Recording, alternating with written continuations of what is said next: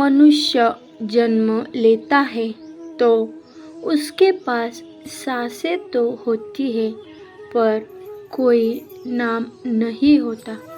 जब मृत्यु होती है तो उसके पास नाम तो होता है पर सांसें नहीं होती। इसी सांस और नाम के बीच की यात्रा को जीवन कहते हैं। न किसी के अभाव में जियो, न किसी के प्रभाव में जियो। यह जिंदगी है आपकी, अपने स्वभाव में जियो। एक कुम्हार था, उसका एक लड़का था।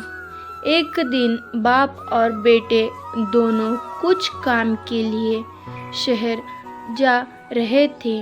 वे अपने गधे को भी साथ ले जा रहे थे। आगे बाप, बीच में गधा और पीछे बेटा, ऐसे वो लोग चल रहे थे। थोड़ा सा चलते ही एक गांव आ गया। गांव में कुछ बच्चे खेल रहे थे। उन बच्चों ने ये तीनों का जुलूस देखा। यह देखकर एक लड़का बोला, ये तो कोई मूर्ख लोग ही लग रहे हैं। गधा अकेला जा रहा है और ये दोनों चल रहे हैं। क्यों न ये बाप अपने बेटे को इस गधे के ऊपर नहीं बिठाता। कुम्हार ने इस बच्चे की बात सुनी और उसने अपने बेटे को गधे के ऊपर बैठा दिया और वो लोग आगे चलने लगे।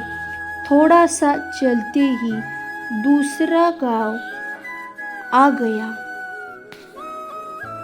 इस गांव में कुछ लोगों का झुंड था और सब मिलकर ये दोनों को देखकर बात कर रहे थे।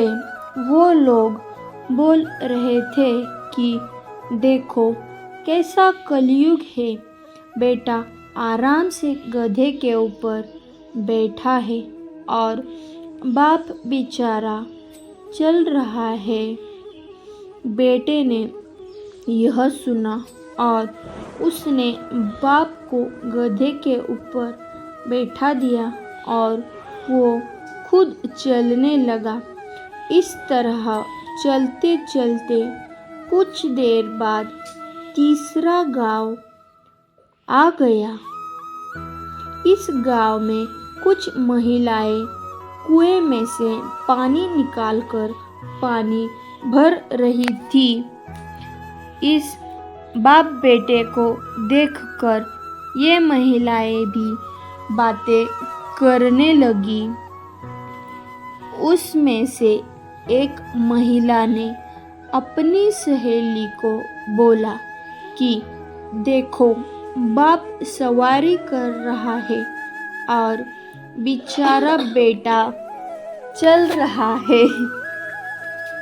क्यों न ये बाप अपने बेटे को भी अपने साथ इस गधे पर बैठने दे। उस महिला की बात सुनकर बाप ने अपने बेटे को भी गधे के ऊपर बैठा दिया। बाप बेटे अब आगे चलने लगे। अब शहर नज़दीक ही था। वहाँ पर एक शहर का आदमी घूमने निकला था।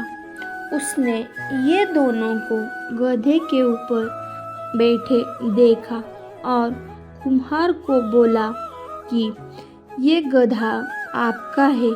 कुम्हार ने कहा, जी हाँ, ये गधा मेरा है। वो आदमी ने बोला कि आप दोनों को इस गधे की जरा भी दया नहीं आती है। आप दोनों के भार से ये गधा बेचारा मर जाएगा। इस गधे को भी थोड़ी देर के लिए आराम देना चाहिए।